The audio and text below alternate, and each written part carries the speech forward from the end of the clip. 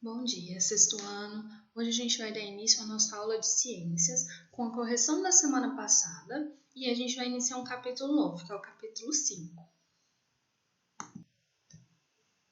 Bom, vamos passar para a correção da nossa atividade da aula da semana passada, né? Eu coloquei ela aqui. Eu tinha pedido, de acordo com o que a gente viu sobre esqueleto e movimento, para vocês colocarem alguns movimentos que vocês realizam no seu dia a dia e relacionar com os tipos de movimento que a gente viu com os nomes científicos deles. Eu dei o exemplo de caminhar, né, que é a flexão e a extensão da perna. Para a rotação, eu coloquei olhar para os dois lados, porque lembra que a rotação é no próprio eixo. Então, por exemplo, quando você olha para um lado e olha para o outro, você está rodando 180 graus no próprio eixo. Então, um exemplo, virar a cabeça para os dois lados da rua antes de atravessar. Agora, adução. Lembra que a adução, você está se distanciando do meio. Se distanciando, ó. O dedão está se distanciando, ó, do meio. Imagina aqui, ó, o meio da mão. O dedão está se distanciando do meio da mão. Então, se isso é a adução, a abdução, desculpa. Por exemplo, se eu dou o sinal do joinha, tipo, ok, quer dizer que o dedo está se distanciando. Então, um exemplo, melhor exemplo, né, é esse. Agora, da adução é o oposto da abdução. Lembra que aqui é o meio? Da mesma forma que eu me distancio dele, eu volto para ele. Então, esse movimento não parece movimento de dar tchau? Então, você se distancia do meio e volta para ele. E sobre flexão e extensão? Lembra que flexão, você diminui o ângulo, ó, vou flexionar o meu pulso. Quer dizer que eu estou diminuindo o ângulo dele em relação ao meu braço. O ângulo aqui é de 180 graus. Se eu fizer isso, que é flexionar, eu estou diminuindo esse ângulo. E estender significa relaxar, significa que eu estou voltando ao mesmo ângulo de início. Então, por exemplo, nos dedos. Se eu vou estralar os dedos, fazendo assim ou assim, ó, eu estou flexionando, diminuindo o ângulo, ó, flexionando e estendendo. Agora, imagina que esse é o pé. Para você fazer a embaixadinha, você não tem que flexionar para levantar o pé e estender, né, relaxar para receber a bola de novo? Então, fazer embaixadinha também é a flexão e extensão do pé. Então, esses são alguns movimentos que eu peguei e eu acho que vocês devem ter colocado alguns diferentes, mas se vocês não colocaram, se vocês colocaram, por favor, mandem fotos de vocês realizando esses movimentos. Se vocês quiserem, mandem vídeos, tá ok? Fica como um momento divertido aí para casa. Agora, a gente vai entrar no capítulo 5. Eu peço para vocês que vocês peguem, para acompanhar a aula de hoje, o livro de vocês. A sequência que eu vou falar é a sequência que está dada no livro. A gente vai começar bem simples e a gente vai finalizar com alguns exemplos de exercício. Então, vamos começar.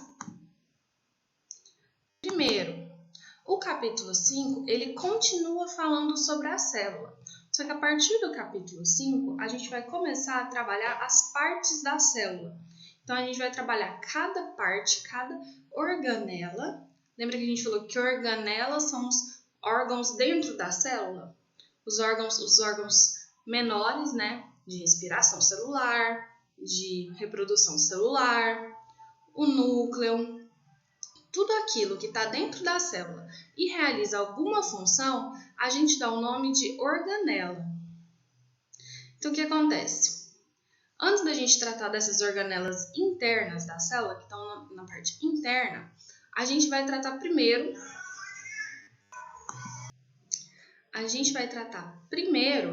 sobre a membrana plasmática. O que é a membrana plasmática?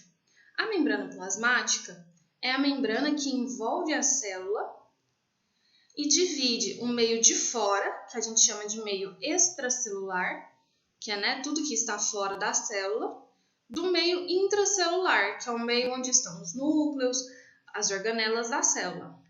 Para quê? Uma das funções é a função de proteção. E a gente vai ver mais para frente outras funções da membrana plasmática.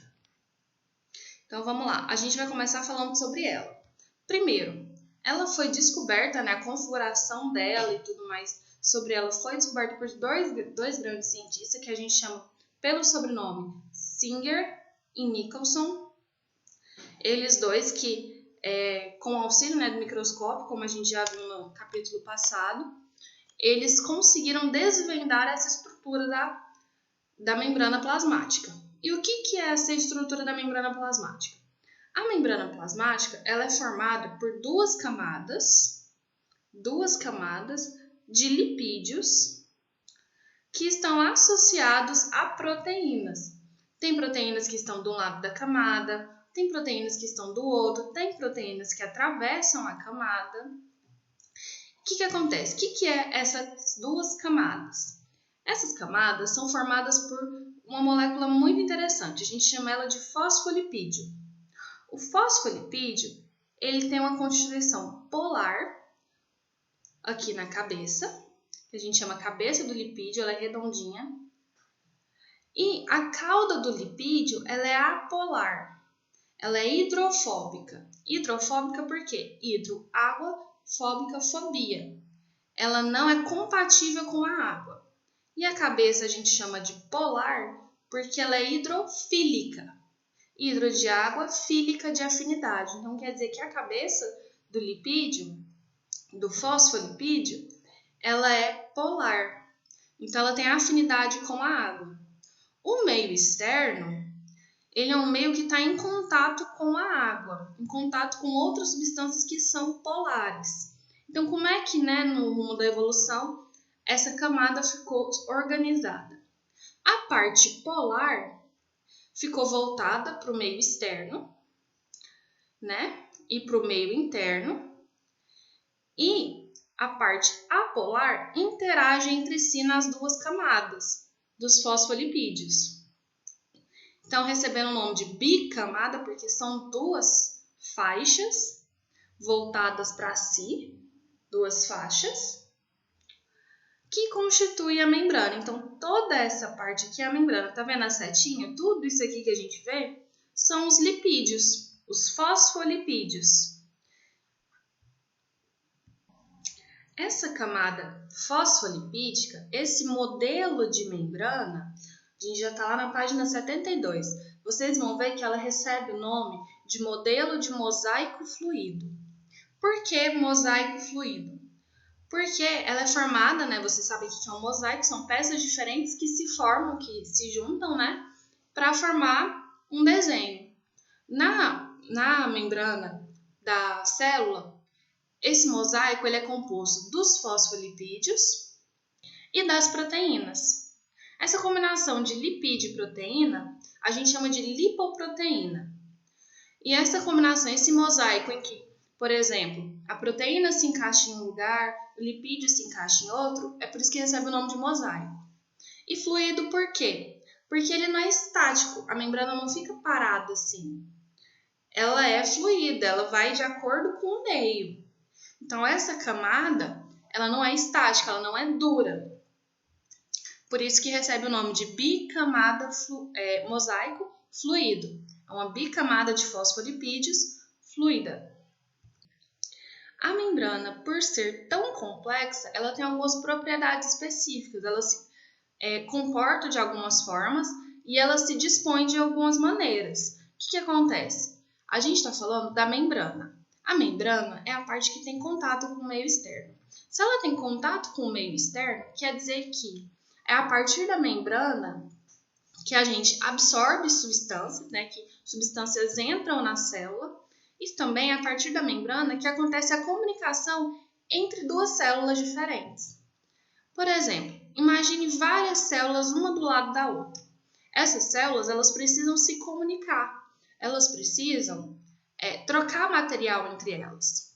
O que acontece? A gente passa para o próximo slide. Isso da célula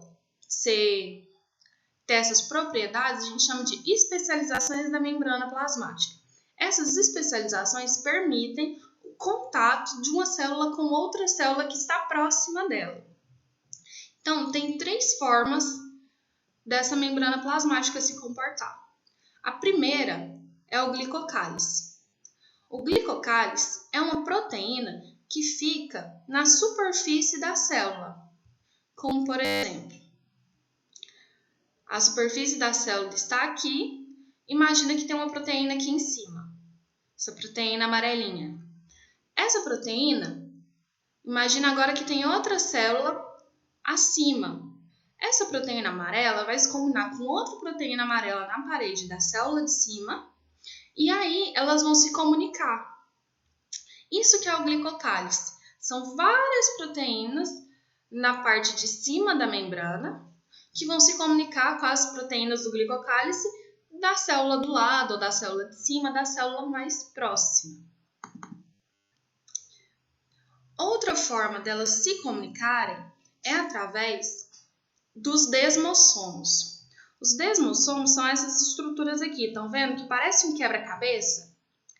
O desmossomo ele tem uma parte que vai para dentro da célula e uma parte que vai para fora da célula. E essas partes, a parte de fora se interliga com, forma como se fosse um quebra-cabeça com a célula do lado, que também tem um desmossomo. E aí essas células se comunicam e se juntam, para atuar entre elas, trocar material, trocar informações entre as duas células. Estes são os desmossomos. Aqui, esse retângulozinho aqui é uma célula, tá vendo aqui o núcleo, o citoplasma. Tá vendo essa parede do lado aqui, essa membrana aqui do lado? Ela tem um desmossomo, como se fosse um quebra-cabeça. O desmossomo, ele liga as duas células assim. Ele junta uma célula na outra, como se fosse uma fita. Então, tem uma diferença. Por quê? A gente vai ver agora as interdigitações. O que são isso? Essa segunda aqui, é uma forma de que uma célula se comunica com a outra com projeção de membrana. Se o desmossomo ele liga uma célula à outra assim, as interdigitações elas ligam uma célula à outra assim. Viram a diferença? O objetivo é o mesmo, ligar uma célula à outra, permitir esse contato. E para que esse contato? Para formar um tecido mais resistente. Lembra que células com mais células formam tecidos? É como se fosse, várias continhas, vários pontinhos de um tecido. Eles têm que estar ligados um ao outro para que se tiver algum estresse mecânico, para que se tiver algum impacto, a célula não se desmanche, porque a célula está junto de outra. Então, os desmossomos e as interdigitações é para isso. É para fixar uma célula próxima da outra, especialmente nos tecidos. Por exemplo, na pele, a gente tem várias células umas juntinhas das outras. Se essas células não estivessem juntadas direito, a nossa pele não ia ser firme. E por último, outra especialização de membrana são as microvilosidades. Para microvilosidades, a gente vai fazer uma coisinha muito interessante. Imagina um fio, um barbante reto, um barbante reto. Viu? Se a gente passar alguma coisa nesse barbante, água, qualquer coisa, vocês vão ver que tem uma superfície de contato, Só que se você pegar esse barbante e fazer como se fosse um zigue-zague com ele, como se fosse isso aqui, essas vilosidades para ele, para cima e para baixo, para cima e para baixo. Vilosidade significa esse fundinho que se forma. É uma microvilosidade. Você vai ver que você tem que pegar um pedaço maior de barbante para isso, não é? Quer dizer que você aumentou a superfície de contato. Você aumentou a quantidade, de barbante que vai estar em contato com o que você vai estar no meio externo. Para que são as microvilosidades, então? Lembra que eu falei que a membrana plasmática ela faz troca entre o meio externo da célula e o meio interno para receber nutrientes ou para jogar fora os resíduos do metabolismo da célula? As microvilosidades aumentam a superfície de contato para que as funções da célula sejam otimizadas, para que elas sejam feitas de uma melhor forma. Continua com o exemplo do barbante. Se você põe o barbante em zigue-zague como se fossem as velocidades e passa, por exemplo, tinta, você vai ver que você sujou um tamanho maior do barbante, quer dizer que você teve uma área maior de exposição. E é para isso que as microvilosidades servem. Elas aumentam a superfície de contato. Vocês vão ver lá na página 72, no final dela,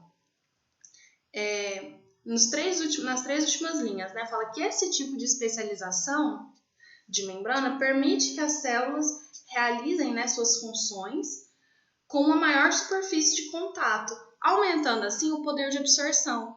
Esse poder de absorção é o poder de receber e pegar material do meio externo e mandar para o meio interno para ela poder se nutrir. Então, vamos continuar? Então, saindo de especialização da membrana, a gente começa a falar das propriedades da membrana. A principal coisa que a membrana faz é fazer essa troca de nutrientes, né? Entre o meio externo e o meio interno. Só que não é assim desregulado, né? Qualquer coisa que está no meio externo pode entrar dentro da célula? Não. A gente fala que a célula tem uma permeabilidade seletiva. Então, vamos lá. Na página 73, no final do primeiro parágrafo, está escrito assim: em negrito tem permeabilidade seletiva. O que é isso? Quer dizer que não é qualquer coisa que se encontra no meio externo, por exemplo, toxinas ou qualquer outra substância. Primeiro, são moléculas pequenas que entram na célula pela membrana e a gente vai ver que existem algumas coisas posicionadas na membrana que ajudam nesse transporte. Então, vamos lá. Ó. A estrutura da membrana é semipermeável. Né? Ela é responsável pelo transporte e a seleção de substâncias. Por isso que chama de transporte, né? Permeabilidade seletiva. Não é qualquer coisa que entra e não é qualquer coisa que sai. A gente vai ver nessa aula de hoje 3 tipos de transporte. A gente vai ver o transporte passivo, que chama transporte passivo porque nele não há gasto de energia. Por exemplo, a difusão. Bem aqui, ó, nessa figurinha aqui. A difusão, ela ocorre porque no meio externo há uma maior concentração de alguma substância e no meio interno está pouco.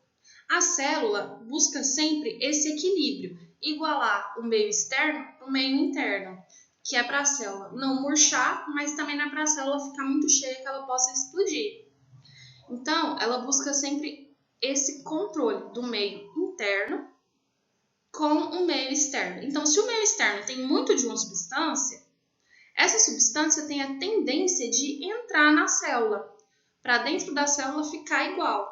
Então, se aqui tem 10 partículazinhas e aqui tem só 2, quer dizer que vai passar uma quantidade aqui de partículas para ficar 5, 5. No momento em que fica, né, equilibrado, a difusão acaba, ela cessa, ela para, ela não é mais necessária. Essa difusão, ela também pode acontecer. Lembra que eu falei que tem as proteínas? Tem proteínas que estão só de um lado da membrana, tem proteínas que estão do outro e tem proteínas que atravessam a membrana. Essas proteínas que atravessam a membrana, elas podem formar um canal que facilita essa difusão. Esse tipo de difusão a gente chama de difusão facilitada. Outro tipo de transporte passivo é também chamado de osmose. A osmose acontece com a água. A água, ela tem a tendência de sair do meio menos concentrado para o meio mais concentrado. O melhor exemplo para a gente ver isso é quando a gente vai temperar uma salada. Se você tempera uma salada, você está deixando, né, o meio externo mais concentrado com o meio interno da célula. Então, vocês veem que a célula murcha, que a salada ela murcha, o tomate murcha especialmente. Por quê? Porque a água que está dentro do tomate, que está menos concentrado, tem a tendência de ir para fora, porque você deixou o meio externo mais concentrado com sal. Viram como funciona o transporte da água de dentro para fora da célula? Outra forma que a célula tem de pegar material do meio e mandar para dentro da célula, a gente chama de endocitose. Se for de dentro para fora, se ela estiver pegando partículas de dentro, de fora, né, para dentro da célula. E a gente chama de exocitose o que ela tem de dentro dela e está mandando para o meio externo.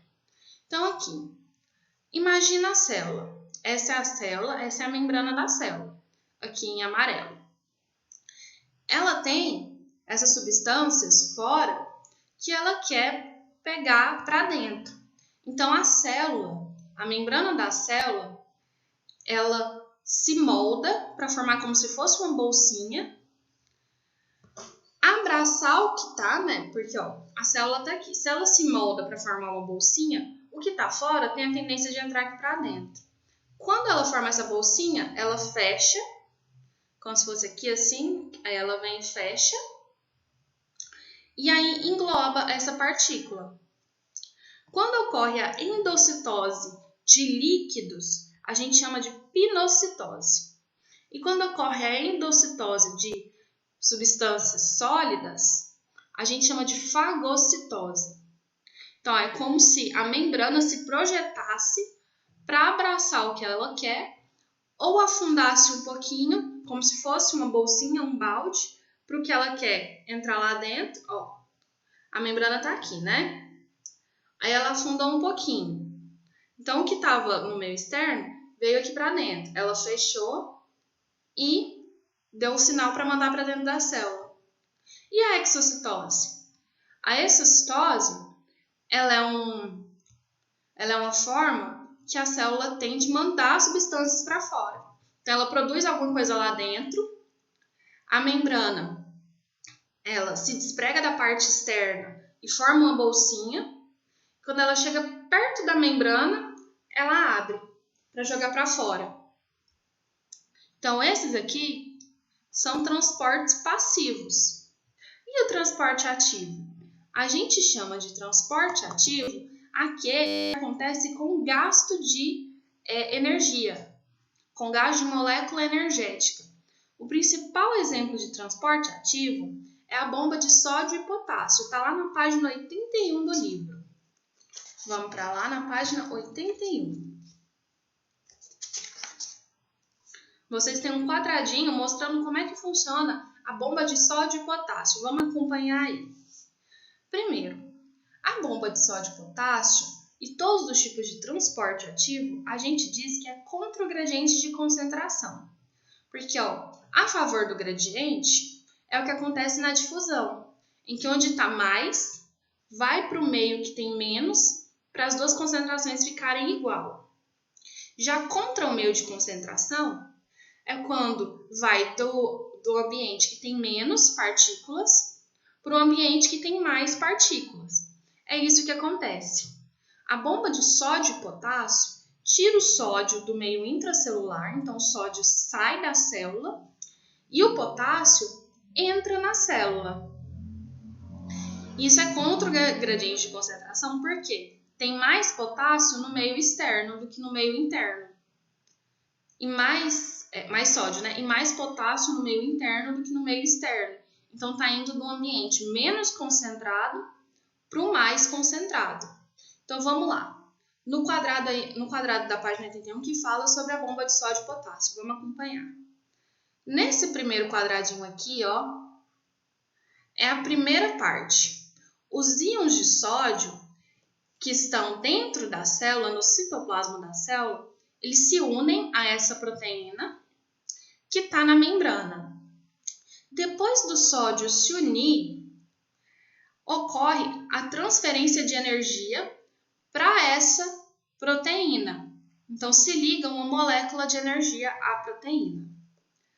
O próximo passo é que com essa molécula de energia ligada, o sódio é mandado para fora e ele libera a parte em que o potássio vai se ligar à proteína. Então, lá fora da célula, quando o sódio é mandado para fora, o potássio se liga à mesma proteína, aqui, ó, a gente está no passo 4. O potássio do meio extracelular, né, que está fora, se liga a esse complexo de proteínas. E aí, quando aqui, ó, quando a molécula de energia sai, a proteína, volta à configuração normal, jogando potássio para dentro da célula. Então, em 6, né, os íons de potássio são lançados para dentro do citoplasma. Então, esse tipo de transporte, ele ocorre com gasto de energia. Por quê? Porque a movimentação dessa proteína aqui, ó, a movimentação que eu falo, ela muda de configuração. É como se ela tivesse assim, ó. Esse aqui de dentro, essa parte branca, é o interior da célula. Então, nesse lado aqui, eu ligo o sódio e nesse o potássio. Quando os dois estão ligados, pensa que minhas duas mãos são um canal de proteína. Quando esses dois estão ligados aqui, a proteína muda de configuração e joga os dois para fora. Quando ela joga o sódio para fora, o potássio ele se liga aqui. Quando ele se liga aqui e a molécula de energia se desliga, ela volta para a configuração normal. Então, ó, lembra que ele fez assim? Então, ó, jogou o potássio para dentro e voltou para a configuração normal. Agora ela só vai mudar de configuração de novo quando a molécula de sódio se ligar e uma molécula de energia se ligar para ela jogar de novo essas duas moléculas para fora. Entenderam? A gente vai parar por aqui e eu vou deixar para casa para vocês. Anotem aí na agenda dessa semana, fazer as páginas 78 até 81, que é do 1 ao 6. Pode responder no próprio livro. A gente vai revisar e trabalhar junto essas questões, né, na correção na nossa próxima aula.